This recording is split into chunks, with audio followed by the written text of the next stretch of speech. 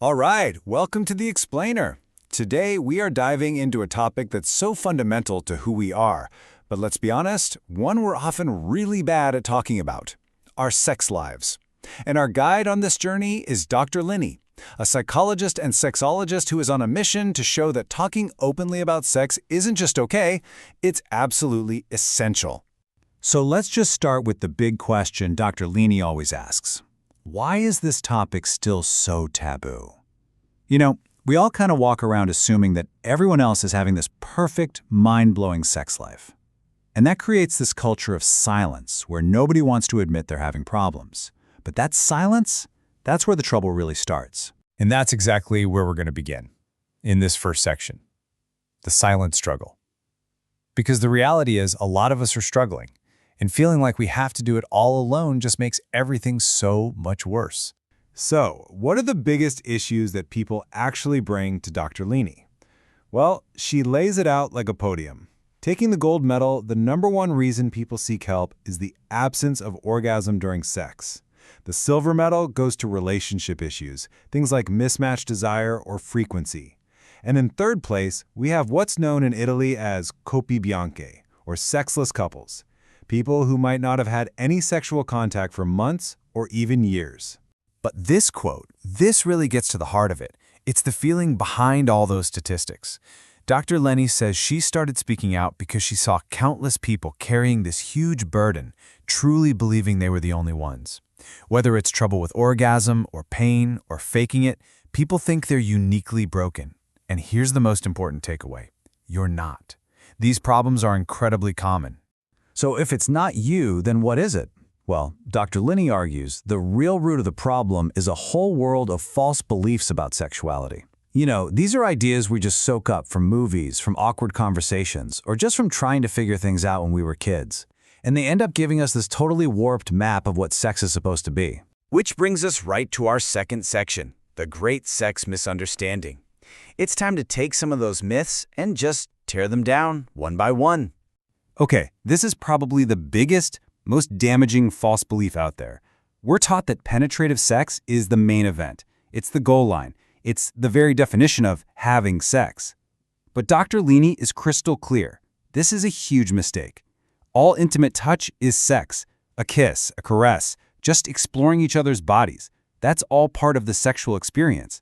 Penetration, it's just one piece of a much, much larger puzzle. And hey, if you need proof, just look at this staggering number. Research shows that up to 85% of women do not orgasm from penetration alone. Just let that sink in for a second.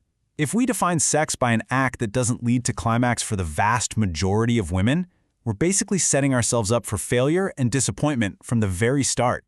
And this is exactly why Dr. Linney absolutely hates the word preliminaries. The word itself suggests that everything before penetration is just a warm-up act, the opening band before the headliner. But that's just not true. That so-called foreplay is the main event.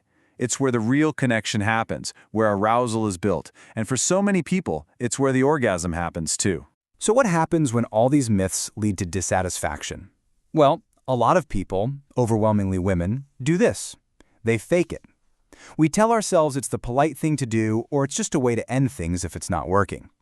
But Dr. Linney calls this a lying orgasm. Because when you fake it, you're sending a very clear message to your partner. Yep, what you're doing is working great. You're basically teaching them the wrong moves, guaranteeing it'll happen again, all while lying to yourself about what you actually need. And this highlights something absolutely critical. The problem often isn't physical stimulation. Dr. Linney says our number one sexual organ is our brain. For true pleasure to happen, our mind has to be turned on first. I mean, think about it. We're biological creatures.